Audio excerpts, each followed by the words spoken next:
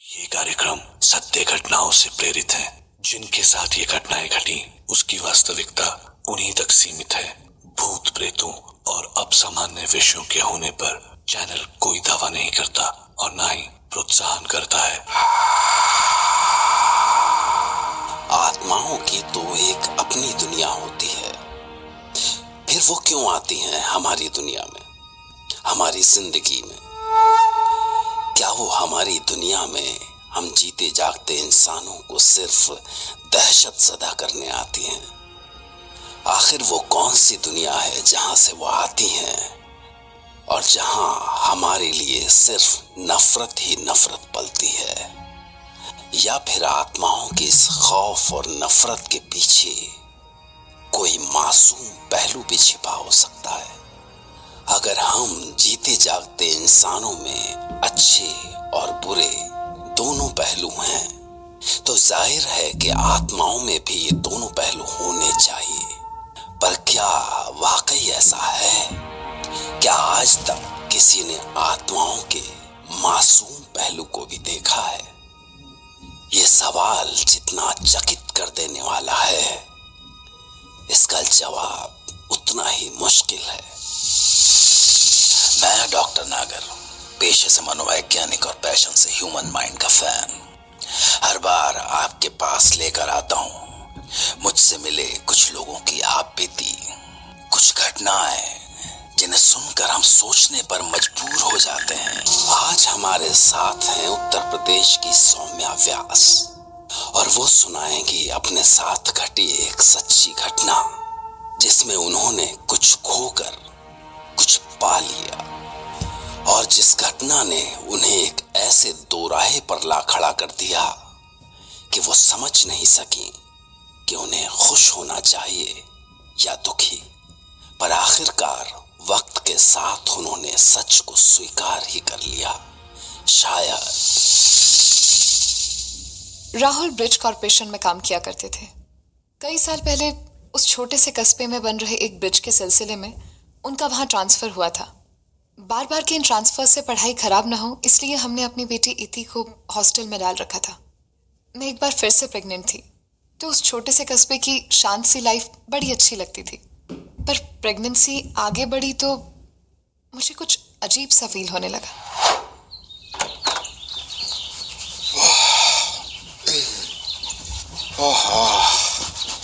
नहाने के बाद ताजगी आई है। साइड पर इतनी धूल होती है ना कि अरे हाँ सौम्या, तुम कुछ कह रही थी?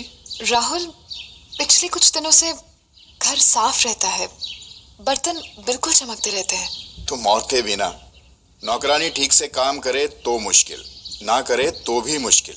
चंदा आए तो काम करे ना, वो तो हफ्ते भर से नहीं आई। अरे बेबी, तुम आराम करती होंगी ना, तब तुम्हें बिना डिस्टर्ब करे काम करके चली जाती होगी। तुम भी ना यार।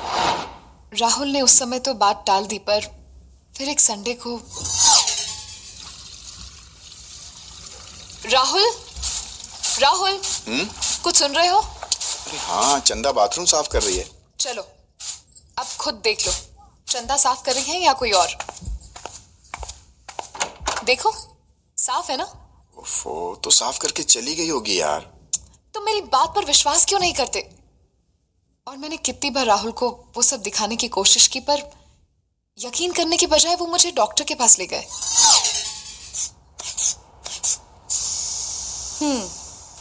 Saumya, everything is normal.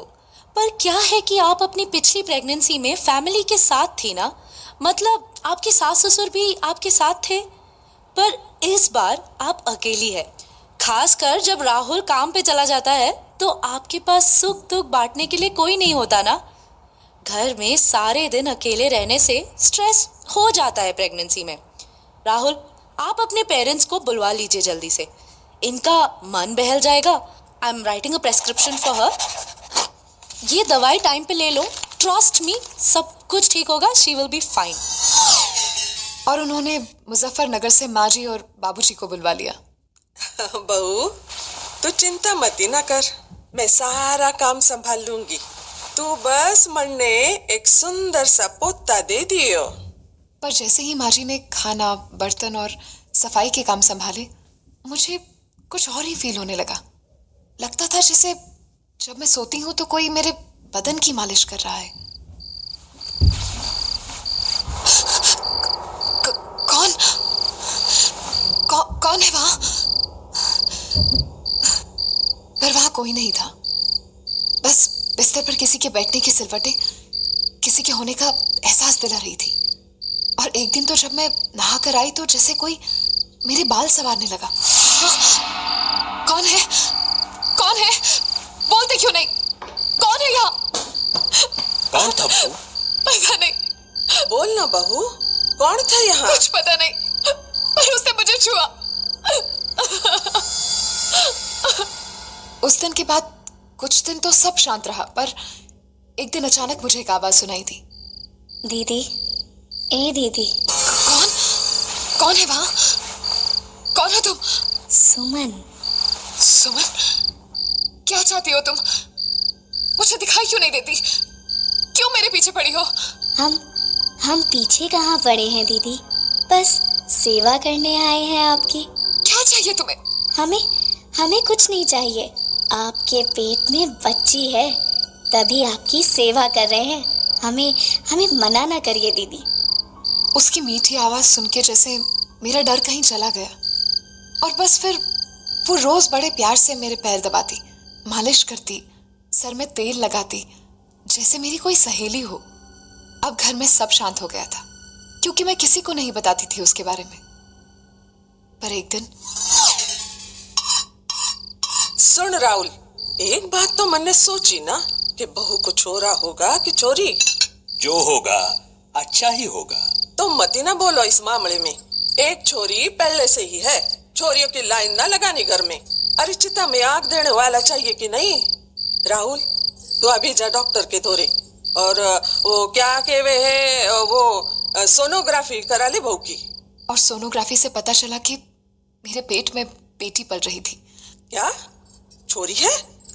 सुन ले राहुल, मैं साफ साफ कहूँ, यो छोरी बहू ने गिरानी पड़ेगी।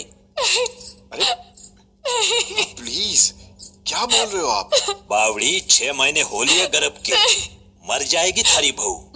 मरेगी तो वैसे भी, एक और छोरी घर में लावेगी तो मैं खुद गला दबा दूंगी उसका। और तभी अचानक अलमारी के ऊपर से ट्रंक गिरा, सीधे माजी के ऊपर। अरे मार डाला, यो क्या गिर गया पैर पे? अरे जल्दी उठा अपनी अम्मा को, अस्पताल लेके चल चल चल चल, जल्दी उठा चल। कुछ नहीं होगा अम्मा को। अम्मा, तुम्हें कुछ नहीं होने दूंगा मैं। अम्मा, अम्मा संभालो। धीरे, अरे बाबा धीरे राहुल, बच्चा। और कुछ दिनों बाद जब माजी हॉस्पिटल से लौटकर घर आई तो सब कुछ फिर से ठीक होने लगा। सुमन पहले की तरह मेरी सेवा करने लगी, पर एक दिन माजी ने फिर से वही जिद पकड़ ली। समझने की कोशिश करो अम्मा, एक बार आपने अबॉर्शन की बात की थी ना, तो आपका इतना बड़ा एक्सीडेंट हो गया, और अब आप फिर से। खाना खा लीजिए माजी। ना खरी मैं भूख की जान दे दूंगी, पर छोरी ना आने दूंगी इस घर में। उन्हें अनजल छोड़े 4 दिन हो गए थे, तो सबको झुकना पड़ा। ठीक है अम्मा, जैसी आपकी मर्जी, लेकिन आप खाना खा लो प्लीज अम्मा। अन्न का दाना मुंह में डाल लो अम्मा। मैं कल ही ले जाऊंगा सौम्या को हॉस्पिटल। कल सुबह हॉस्पिटल जाना था, और रात को मैं अपने कमरे में बैठी सिसक रही थी। सुमन की आवाज भी नहीं सुनाई दी, जैसे वो भी मेरी बेटी की मौत का दुख मना रही हो। पर तभी माजी के कमरे से उनकी चीखें सुनाई दी। छोड़ दे, छोड़, छोड़, मणि छोड़ दे। कौन है तू? क्यों मेरी जान लेना चाहे है? बेटी है तो जान लेगी तू, बेटी की जान लेगी। अरे बचा, जान लेने में बचा दर्द लो कितना कोई। होता है, तुझे पता भी है। छोड़ो, अब ले जान, ले जान। ये गला दबावे है हमारा। क्या हुआ अम्मा? अरे अम्मा, छोड़ो कोई। कोई भी तो नहीं है अम्मा। अरे कौन है रे? अम्मा देखो तो कोई नहीं है यहाँ पर। अरे क्या हो गया? अम्मा, सुमन किसी को नहीं दिखाई दी, पर उस दिन पहली बार मैंने उसे अपनी आंखों से देखा। माजी की छाती पर सवार उनका गला दबोचे। छोड़ दे सुमन, सुमन छोड़ दे इन्हें। नहीं दीदी, जब तक बिटिया का जन्म ना होगा हम इसे नहीं छोड़ेंगे। और ऐसा ही हुआ। इलाज कराया, तांत्रिक ओझा बुलाया। ओम काली कपालिनी स्वाहा, ओम स्वाहा ओम। छोड़ दे पिशाचिनी, छोड़। नहीं छोड़ेंगे, हम नहीं छोड़ेंगे। उसी तरह 3 महीने बीत गए और मैं एक सुंदर सी बच्ची की मां बनी। और तब सुमन ने माँ जी का गला छोड़ा। पर इतने दिनों में शायद उन्हें अपनी गलती का एहसास हो चुका था। मैंने उन्हें खुद बच्ची के साथ खेलते देखा। अले ले ले, आहा कैसे सुंदर लगे रे, बिल्कुल राहुल पे गई दिखे।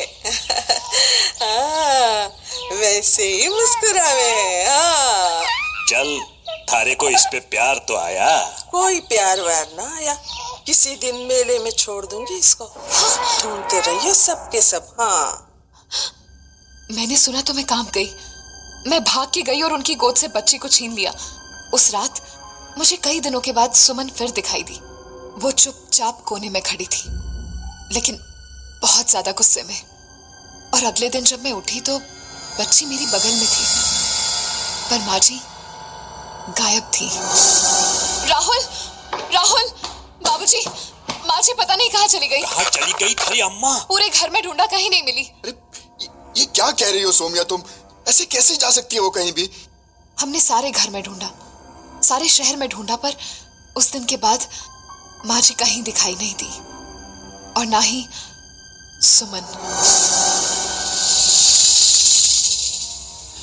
जब किसी को कुछ समझ में नहीं आया तो उन्होंने गांव वालों से इस सब की वजह जानने की कोशिश की, और तब उन्हें जो कुछ सुनने को मिला उसके आगे किसी की कल्पना भी नहीं जाती। बहुत पुराना बात है साहब। कोनो 100-150 घर रहा होगा गांव में। अच्छा खेती बाड़ी रहा, सब खुशहाल रहा है गांव में, सब बढ़िया चल रहा था। पर जाने का भइल, जैसे कोनो का नजर लग गया। ऐसा हैजा फैला पूरा इलाका में कि जानवर की तरह मरे सब लोग। ऐसा कोई घर नहीं दिखा जिसमें से 2-4 लाश ना निकला हो साहब। ये घर में भी सुमन रहत रही अपने मर्द के साथ। पहली बार पांव भारी रहा उसका, पर हैजा वो को नहीं छोड़ा साहब। बेचारी 2-3 दिन में ही हड्डी का ढांचा बन के रह गई। और बस मानो बेचारी सुमन मौत के सामने देखकर बस ये बोली रही कि हम मर जाएं तो जाएं, पर हमरे बचवा को बचा लो। पर वैद हकीम कछु ना कर सके साहब, कछु ना कर सके। और 4 ही दिनों में सुमन और के पेट का बच्चा दोनों खत्म हो गए। बहुत दर्द भरी कहानी थी सुमन की, पर क्या सुमन की बच्चे के लिए चाह इतनी बड़ी थी कि बरसों बाद जब उस घर में सौम्या गर्भवती हुई तो सुमन की ममता फिर जग उठी, और सुमन की आत्मा सौम्या की बच्ची को बचाने के लिए कुछ भी करने को तैयार हो गई, किसी की जान लेने को भी। सवाल है कि क्या ममता की जड़ें इतनी गहरी हो सकती हैं कि वो जीवन जाने के बाद भी न टूटे? जवाब ढूंढिए, क्योंकि कल रात मैं भी तैयार रहूंगा आपके लिए एक नई घटना लेकर, जिसे सुनकर सौम्या की तरह आप भी कह पड़ेंगे,